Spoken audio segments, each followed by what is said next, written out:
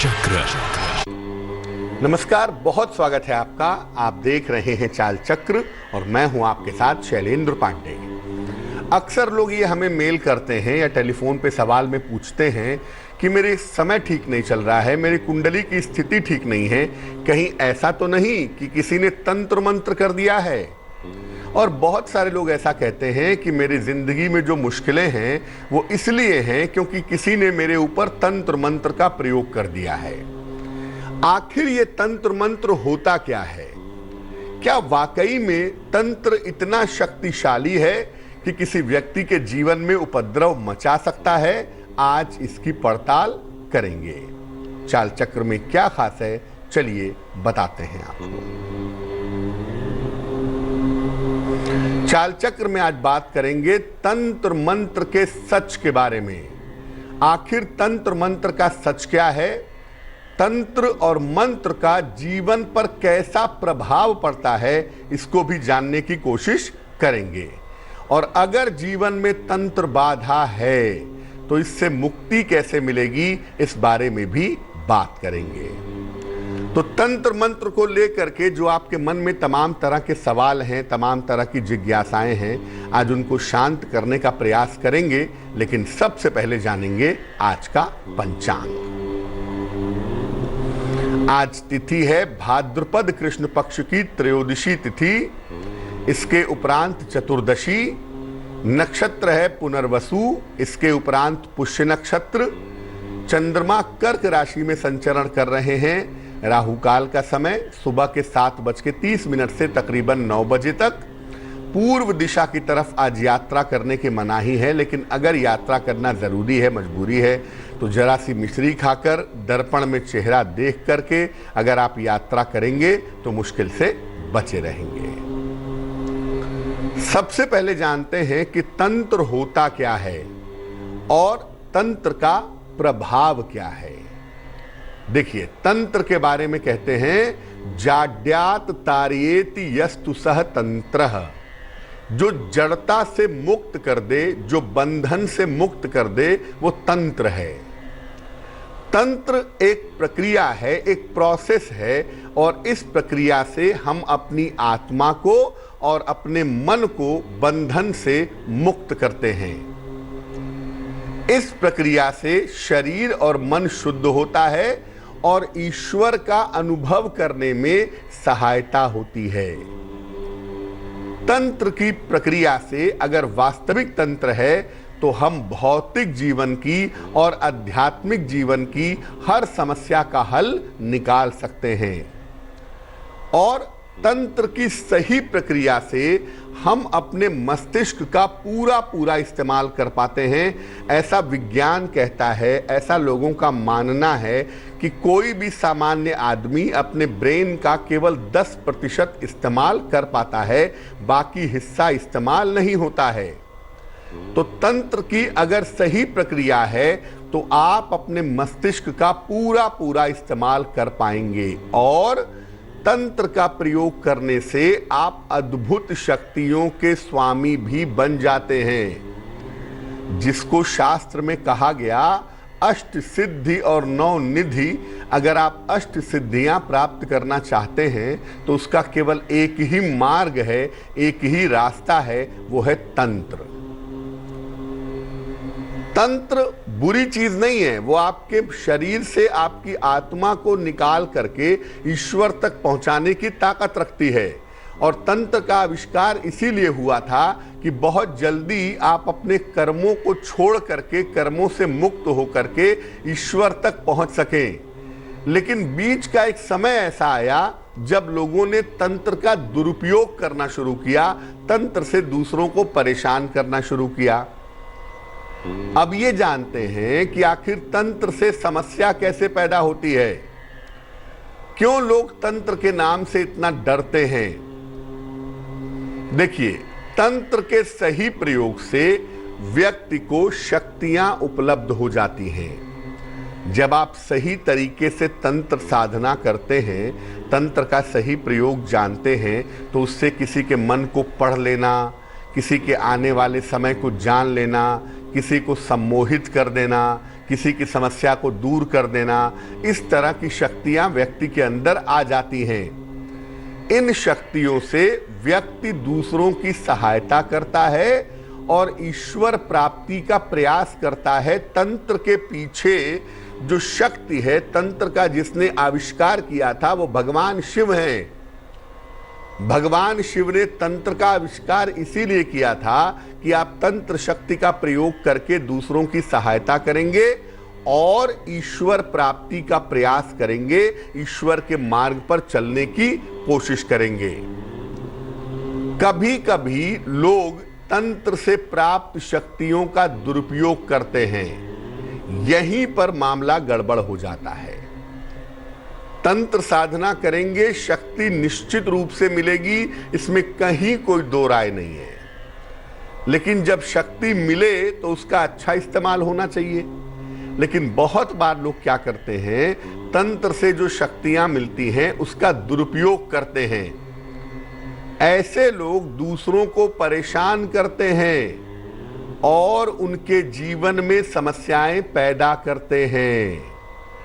इसी वजह से लोग तंत्र के नाम से डरते हैं। आपसे कहा जाए एक तांत्रिक रहता है तो आपके दिमाग में तुरंत आएगा कि एक आदमी बैठा हुआ है, उसके सामने दीपक जल रहा है, खोपड़ी रखी हुई है। मतलब हम तंत्र को इतना बुरा समझते हैं, इतना खराब समझते हैं। कुछ लोगों की वजह से हम ये मानते हैं कि तंत्र बुरा है, जबकि तंत्र बुरा नहीं होता। तंत्र का प्रयोग करने वाले अच्छे या बुरे होते हैं, और जो लोग शक्तियां पा जाते हैं कभी कभी उसमें से कुछ दुष्ट लोग दूसरों को परेशान करने की कोशिश करते हैं। लेकिन ऐसा नहीं है कि तंत्र की वजह से हर समय समस्या हो जाएगी, कि आपके जिंदगी में कोई भी समस्या है उसके पीछे तंत्र ही है। ऐसा तभी हो सकता है जब कुंडली में खराब ग्रह की दशा चल रही हो, आपकी दशा खराब हो और उस समय आपके ऊपर कोई तंत्र का प्रयोग कर दे तो वो प्रयोग आपके ऊपर बिल्कुल लग जाएगा, बिल्कुल चल जाएगा। अगर आपका समय बहुत अच्छा है और मैं आपके ऊपर तंत्र का प्रयोग करूं तो आपके ऊपर बहुत असर नहीं होगा। लेकिन अगर आपका समय बुरा चल रहा है और उस समय में आपके ऊपर किसी ने तंत्र का प्रयोग किया तो वो तंत्र आपको परेशान कर सकता है। यानी दशा खराब होगी तब जाकर के तंत्र की जो निगेटिव शक्ति है वो आपके ऊपर काम करेगी। जैसे आपकी राहु या केतु की दशा चल रही हो, कमजोर सूर्य या चंद्रमा की दशा चल रही हो, तो ऐसी दशा में आपके ऊपर तंत्र करना आसान होगा, आपको परेशान करना आसान होगा। अब ऐसा नहीं है कि हर समस्या के पीछे तंत्र मंत्र ही है, या हर समस्या के पीछे किसी ने आपके ऊपर तंत्र कर दिया है इसीलिए आप परेशान हैं। तो कैसे समझें कि किसी तंत्र के प्रयोग से आप परेशान हैं? देखिए, अगर आपकी कुंडली में राहु की, केतु की, खराब सूर्य की या खराब चंद्रमा की दशा चल रही हो तो इसका मतलब ये है कि हो सकता है किसी ने आपके ऊपर तंत्र का प्रयोग किया हो या कर रहा हो। ऐसा हो सकता है इन दशाओं में। अगर दशाओं के उपाय करने से भी राहत नहीं मिल रही है, मान लिया आपकी दशा बुरी चल रही है, आप उसके लिए उपाय कर रहे हैं, मंत्र जप रहे हैं, रत्न पहन रहे हैं, फिर भी आपको बेनिफिट नहीं हो रहा है, तो इसका मतलब हो सकता है कि किसी ने आपके ऊपर तंत्र का प्रयोग किया है। अगर बिना किसी कारण के आप परेशान रहते हैं, आपका मन बुझा बुझा सा रहता है, हमेशा उदासी का अनुभव होता है, हमेशा निगेटिव अनुभव होता है, तो इसका मतलब ये है कि आपके ऊपर किसी ने तंत्र का प्रयोग किया है। आपको हर समय एक डर लगता है, एक भय लगता है, ऐसा ना हो जाए, वैसा ना हो जाए, वहाँ पर कोई बैठा हुआ है, मैं मरने वाला हूं। तमाम तरह का भय आपके मन में, अगर एक फियर साइकोसिस हो, एक भय हो और बेवजह का भय हो, हमेशा आपको परेशान करता हो, अगर अज्ञात भय महसूस होता हो आपको, तो इसका मतलब ऐसा हो सकता है कि आपके ऊपर किसी ने तंत्र का प्रयोग किया है। अब मान लिया कि किसी ने आपके ऊपर तंत्र का प्रयोग किया है, तो तंत्र बाधा से मुक्ति के लिए क्या करें? देखिए, सबसे पहले ये समझिए कि तंत्र बाधा को दूर करने के लिए उल्टे सीधे गलत तरीके मत अपनाइएगा। कि आपसे किसी ने कहा कि वहां जाके मुर्गा काट दो, वहां जाके शराब चढ़ा दो, ये सब करने से तंत्र बाधा कटेगी नहीं और बढ़ेगी। इसलिए किसी भी तरीके के उल्टे सीधे तरीके को मत अपनाइए। किसी सच्चे संत की या सच्चे गुरु की शरण में जाइए। जो सच्चा संत है, जो सच्चा गुरु है, उसकी शरण में जाने से जो तंत्र बाधा है वो निश्चित रूप से समाप्त हो जाती है। जितना हो सके भगवान शिव की उपासना करिए। तंत्र का आविष्कार भगवान शिव ने किया था उस जमाने में जब लोगों के पास हथियार नहीं थे, अपनी रक्षा करने की व्यवस्था नहीं थी। तो उन्होंने स्तंभन शक्ति बता दी कि आपके ऊपर शेर हमला करने जा रहा है। आपने स्तंभन शक्ति का प्रयोग किया, शेर वहीं रुक गया। ठीक है ना? या आप बहुत बीमार हुए, आप ठीक नहीं हो पा रहे हैं, आपने तंत्र का प्रयोग किया, आपकी बीमारी ठीक हो गई। तो भगवान शिव ने तंत्र का जो आविष्कार किया था वो बेसिकली कल्याण के लिए किया था, लेकिन मूर्खों के हाथ में आकर के तंत्र का जो स्वरूप है वो बदल गया और लोग दूसरों को परेशान करने में इसका इस्तेमाल करने लगे। तो अगर आप तंत्र बाधा से मुक्ति चाहते हैं तो भगवान शिव की खूब उपासना करें। नमः शिवाय का जितना संभव हो जप करें, शिवलिंग पर जल चढ़ाएं, आपको लाभ होगा। विशेष रूप से शिव जी का चारों वेला ध्यान रखें।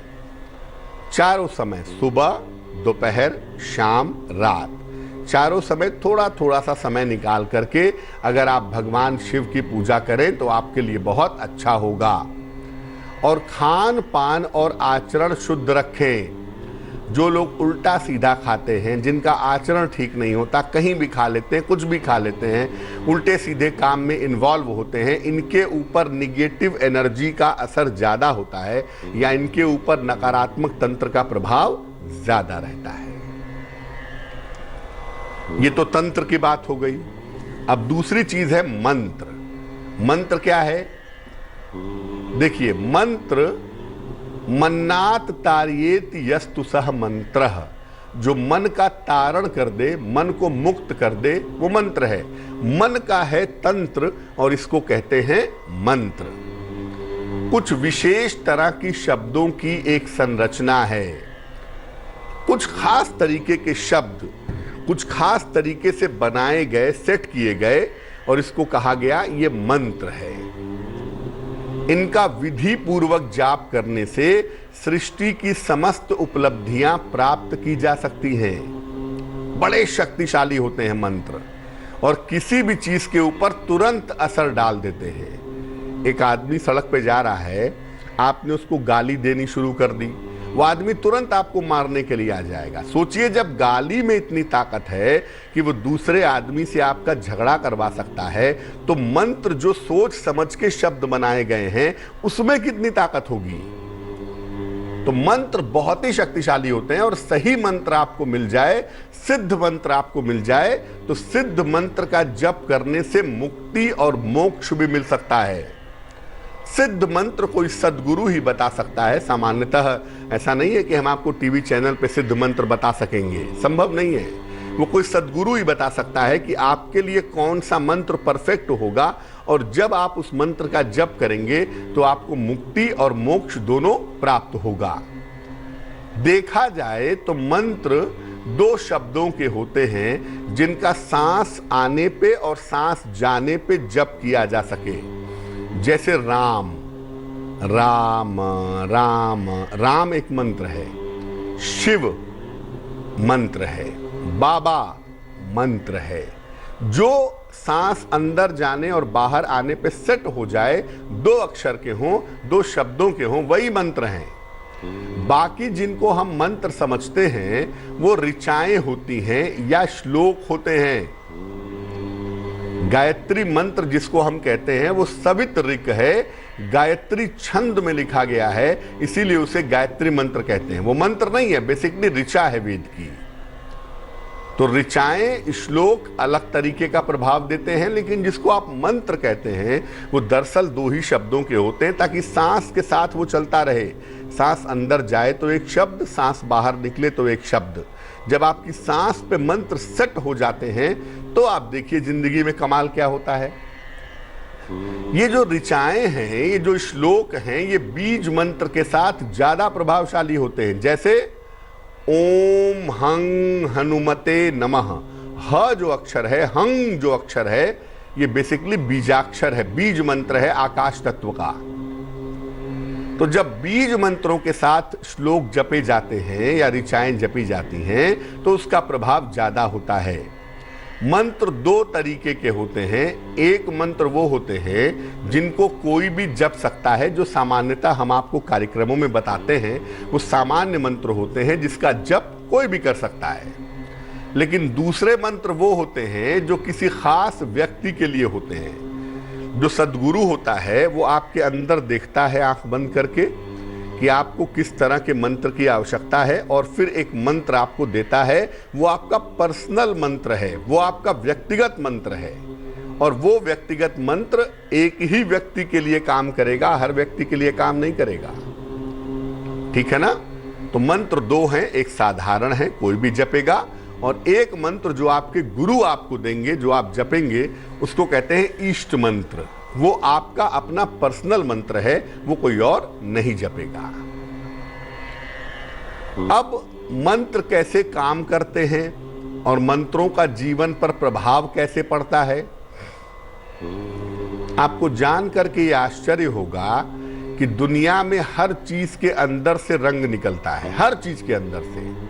आपके शरीर से, मेरे शरीर से, इस लैपटॉप से, कलम से, अंगूठी से, कपड़े से, हर चीज से एक रंग निकलता है, एक तरंग निकलती है। शब्द का भी रंग होता है, शब्द की भी तरंग होती है। आप देखिए भगवान कृष्ण को नीले रंग का हम दिखाते हैं। भगवान कृष्ण नीले रंग के नहीं थे, भगवान कृष्ण गौर वर्ण के थे, लेकिन जो उनकी आभा है वो नीली थी, इसलिए वो नीले दिखाई देते थे। तो हर शब्द के अंदर, हर चीज के अंदर एक रंग है और एक तरंग है। इसी प्रकार से हर व्यक्ति की भी रंग और तरंग होती है। ठीक है ना? जब ये शब्द सही तरीके से व्यक्ति के रंग और तरंग से मिल जाते हैं तो काम करना शुरू कर देते हैं। ये बड़ा एक अद्भुत मामला है। आपका रंग है ब्लू और आपको हमने मंत्र दे दिया व्हाइट कलर वाला, तो आपके साथ मैच नहीं करेगा। फिर आप कितना भी मंत्र जपिए, आपको बेनिफिट नहीं हो सकता है। इसलिए आपको ये देखना होगा कि आपके रंग से, आपके तरंग से कौन से मंत्र का रंग और तरंग मैच कर रहा है, और जो मैच करेगा वही मंत्र आप जपेंगे। सबसे पहले मंत्र आपके शरीर पर, फिर आपके मन पर, और फिर आपकी आत्मा पर असर डालते हैं। इनका असर होता है शरीर में जो आपके 7 चक्र हैं, 7 पॉइंट हैं, उनके माध्यम से इनका असर होता है। तो अगर आपको सही मंत्र जपना है तो आप किसी आदमी से, सही आदमी से पूछिए जो आपकी तरंगों को जान सके, और आपकी तरंगों के हिसाब से जब वो मंत्र बताएगा तो वो मंत्र कारगर होंगे। वक्त एक छोटे से ब्रेक का हो गया है, लेकिन ब्रेक पर जाने के पहले जान लेते हैं कि आज की जिज्ञासा क्या है। आज की जिज्ञासा है कि क्या तंत्र मंत्र का प्रयोग करके, खास तौर से तंत्र का प्रयोग करके किसी की जान ली जा सकती है क्या? लोग कहते हैं किसी ने तंत्र कर दिया, मेरे घर में इनका देहांत हो गया। ऐसा हो सकता है क्या? ये बताएंगे आपको एक छोटे से ब्रेक के बाद।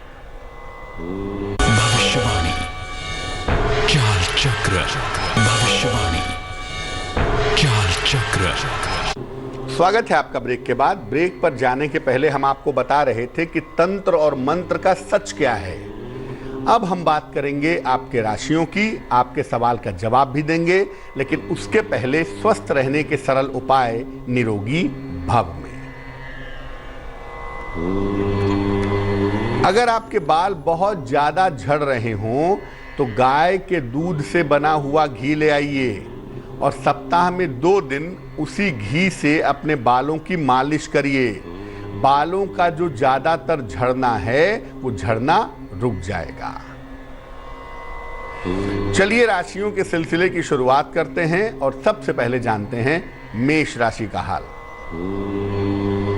मेष राशि, सेहत का ध्यान रखेंगे। आज परिवार में बेवजह का तनाव हो सकता है, इसलिए आज भगवान शिव को जल अर्पित करें ताकि आपका दिन बेहतर हो। शुभ रंग सफेद और भाग्य होगा 60%। वृष राशि, समस्याएं आपकी समाप्त होंगी, अचानक धन का लाभ होगा, पारिवारिक जीवन आपका बेहतर होगा। शुभ रंग आपका आसमानी और भाग्य आपका साथ निभाएगा 70%। मिथुन राशि, स्वास्थ्य का ध्यान रखना होगा आपको, हालांकि स्थितियां थोड़ी बेहतर हो रही हैं, धन लाभ के योग बन रहे हैं। काम के मामले में आज लापरवाही मत कीजिएगा। शुभ रंग नीला, भाग्य होगा 80%। कर्क राशि, करियर में सुधार होगा, धन के लिए किया गया प्रयास सफल होगा, विवाह के मामलों में तेजी आ सकती है। शुभ रंग आपका सुनहरा और भाग्य आपका साथ निभाएगा 90%। सिंह राशि, नौकरी में कुछ बदलाव हो सकता है, परिवार में विवादों से बचाव करें और अपने स्वास्थ्य का ध्यान रखें। शुभ रंग लाल और भाग्य होगा 60%। कन्या राशि, आकस्मिक रूप से धन का लाभ होगा, करियर की समस्याएं हल होंगी, संतान के लिए मेहनत करनी पड़ेगी। शुभ रंग सिल्वर और भाग्य होगा 70%। तुला राशि, नया काम शुरू हो सकता है, परिवार की समस्याएं हल होंगी, धन की समस्या दूर होगी। शुभ रंग हरा और भाग्य साथ निभाएगा 80%।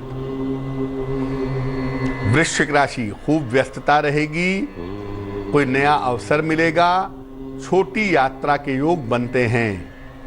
शुभ रंग सफेद और भाग्य होगा 75%। धनु राशि, काम का बोझ बढ़ सकता है, धन का खर्च बढ़ा रहेगा, किसी मित्र का सहयोग प्राप्त होगा जो लाभकारी होगा। शुभ रंग नारंगी और भाग्य होगा 60%। मकर राशि, धन प्राप्ति आसानी से होगी, घर में मंगल कार्य होगा, कोई रुका हुआ काम इस समय बन सकता है। शुभ रंग क्रीम और भाग्य साथ निभाएगा 70%। कुंभ राशि, काफी व्यस्तता रहेगी, रुका हुआ धन प्राप्त होगा, पूजा उपासना में समय देना चाहिए। शुभ रंग फिरोजी और भाग्य होगा 65%। मीन राशि, धन लाभ के योग बनते हैं, नौकरी का नया अवसर मिलेगा, संतान की चिंताएं दूर होंगी। शुभ रंग धानी और भाग्य होगा 75%। इस बीच एक दर्शक जुड़ रही हैं, रश्मि है हमारे साथ अलवर से, उनसे बात करते हैं। रश्मि बताइए। हेलो, नमस्ते पंडित जी। जी मेरा नमस्कार। नाम राशि है। राशि, हाँ बताइए राशि। मेरा एक्चुअली मुझे पूछना है कि मैं इस बार नीट मेडिकल की तैयारी कर रही हूँ, तो मेरा उसमें होगा या नहीं। डेट ऑफ बर्थ बताइए अपनी। डेट ऑफ बर्थ है 2010-2000। 2010-2000। समय बताइए। 7:35 सुबह का। कहाँ पे जन्म हुआ है राशि? आगरा। तो आप नीट का एग्जाम दे रही हैं इस बार, एग्जाम कब है? एग्जाम है 30 सितंबर, अगले महीने। और आप ये जानना चाहती हैं कि आपका मेडिकल में सिलेक्शन होगा या नहीं होगा? हाँ जी। कुंडली आपकी तुला लग्न की बनती है और राशि आपकी बनती है मिथुन। इस कुंडली के हिसाब से मेडिकल में जा पाने की संभावना आपकी प्रबल है। हालांकि आपका जो बेहतर समय है इस कुंडली के हिसाब से, वो बेहतर समय अगले साल है, इस साल उतना अच्छा नहीं है। तो इस साल जहां तक सिलेक्शन की संभावना है वो 50-50 है, लेकिन आपको नीट का एग्ज़ाम देना चाहिए, क्योंकि इस बात की संभावना काफ़ी ज़्यादा दिखाई देती है कि आप मेडिकल में जा सकती हैं। आपका सूर्य चूंकि कमज़ोर है, इसलिए सूर्य वाले पार्ट को ठीक करिए। रोज़ सवेरे सूर्य भगवान को जल चढ़ाइए और ओम आदित्याय नमः इस मंत्र का नित्य प्रातः 108 बार जप करिए तो आपके लिए बहुत अच्छा रहेगा। एक दर्शक जुड़ रही है सीमा हमारे साथ पश्चिम बंगाल से, उनसे बात करते हैं। सीमा बताइए। हाँ, मेरा बारे में पूछना है, नौकरी मेरा कब लगेगा, गवर्नमेंट जॉब जाना अच्छा डेट ऑफ बर्थ बताइए अपनी। 19 दिसंबर 96। 19 दिसंबर 96। समय बताइए। 1:25 दोपहर को। कहाँ पे जन्म हुआ है? वेस्ट बंगाल चित्रंजन। कौन सी नौकरी करना चाहती हैं? प्राइवेट का जाने का सोच रहे हैं अभी, लेकिन है जाने का इच्छा तो गवर्नमेंट का ही। गवर्नमेंट में होगा या नहीं होगा, और शादी हो गया, बच्चा कब तक होगा ये पूछना। कुंडली आपकी मेष लग्न की है, राशि आपकी मीन बनती है। देखिए, सबसे पहले तो अभी आपका स्वास्थ्य बहुत अच्छा नहीं दिख रहा है। शनि चंद्रमा केतु का कॉम्बिनेशन है आपकी कुंडली में। हालांकि इस कुंडली में नौकरी, बढ़िया नौकरी पाने के योग बनते हैं। प्राइवेट सेक्टर में आपको अभी नौकरी मिल जाएगी, ये संभावना दिख रही है।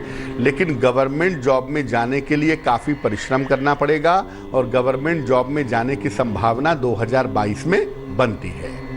संतान के लिए मुझे लगता है इस साल प्रयास नहीं करना चाहिए। इस साल के ग्रह बहुत अच्छे नहीं हैं।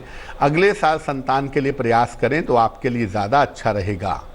फिलहाल आप ऐसा करिए, एक माणिक्य बनवा के पहन लीजिए। सूर्य का रत्न है, इसको बांग्ला में चुन्नी भी कहते हैं। एक माणिक्य 6 से 8 रत्ती का तांबे या सोने की अंगूठी में, दाहिने हाथ की अनामिका उंगली में, रविवार को सवेरे माणिक्य पहनना आपके लिए फायदेमंद रहेगा। एक दर्शक जुड़ रही हैं, हसमा है हमारे साथ चेन्नई से, उनसे बात करते हैं। बताइए। हाँ, प्रणाम पंडित जी। नमस्कार, बताइए। हाँ, मेरा नाम हसमा है। मेरा नौकरी कब तक लगेगा और बच्चा कब तक होगा करके पूछना है। डेट ऑफ बर्थ बताइए अपनी। जनवरी 21, 2000। हाँ। समय बताइए। 12:45 दोपहर में, दोपहर को। हाँ। कहाँ पे जन्म हुआ है? चेन्नई में। चेन्नई में। आप पूछना चाहती हैं कि आपको नौकरी कब मिलेगी? हाँ, कौन सा नौकरी मिलेगी और कब मिलेगी, और बच्चा कब होगा अच्छा कर। देखो हसमा, आपके संतान का योग अभी चल रहा है। मेष लग्न की आपकी कुंडली है, राशि आपकी कर्क बनती है। डेफिनेटली आपके संतान का योग इस समय चल रहा है। इस समय संतान के लिए आपको प्रयास करना चाहिए।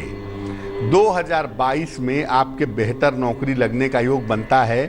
कोई मेडिकल से संबंधित, बैंक से संबंधित या शिक्षा से संबंधित क्षेत्र में आप बेहतर नौकरी करेंगी, इस तरह की संभावना आपकी कुंडली में दिखाई दे रही है।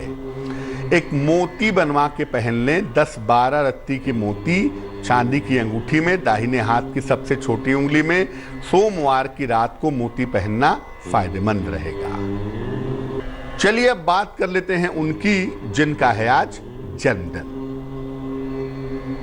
जिन लोगों का जन्मदिन है उन्हें हम सबकी तरफ से जन्मदिन की हार्दिक शुभकामनाएं। आने वाले साल में करियर की स्थिति में आपके सुधार होगा। धन की समस्या, कर्जे की समस्या हल होगी। अविवाहितों का विवाह इस साल हो सकता है, लेकिन इस साल आपको चोट चपेट से, किसी तरह के ऑपरेशन से, सर्जरी से बचना होगा। क्या करना चाहिए? पूरे साल भर शनि मंत्र का जप करिए। ओम शं शनैश्चराय नमः, इस मंत्र का जप करना आपके लिए फायदेमंद रहेगा। चलिए अब जान लेते हैं आज की जिज्ञासा और उसका समाधान। आज की जिज्ञासा है कि क्या तंत्र से किसी की जान ली जा सकती है? देखिए, तंत्र मंत्र से आप किसी की जान नहीं ले सकते। जीवन और मृत्यु पूर्व निश्चित होते हैं। इस पर पूर्ण रूप से प्रकृति का अधिकार होता है, मानव का अधिकार नहीं होता। तो अगर आप तंत्र का दुरुपयोग करें तो उससे किसी को परेशान तो कर सकते हैं, लेकिन किसी की जान नहीं ले सकते हैं। चलिए अब जानते हैं आज का शुभ पहर क्या है। आज का शुभ पहर है रात को 10:30 से तकरीबन 12 बजे तक। इस समय में शिव मंत्र का नमः शिवाय का अधिक से अधिक जप करें। सेहत से जुड़ी हुई जो समस्याएं हैं वो समस्याएं दूर होंगी। लेकिन करेंगे शुभ पहर में ही, और वो समय होगा रात को 10:30 से तकरीबन 12 बजे तक। तो आज के लिए चाल चक्र में बस इतना ही। स्वस्थ रहिए, प्रसन्न रहिए, अपना बहुत ख्याल रखिए। मुझे दीजिए इजाजत और आगे जरूर देखिए रिश्तों की कहानी संजय सिन्हा के साथ। नमस्कार। लेटेस्ट खबरों के लिए यूं ही देखते रहिए तेज, और इस वीडियो के पसंद आने पर लाइक, शेयर एंड सब्सक्राइब करना ना भूलें।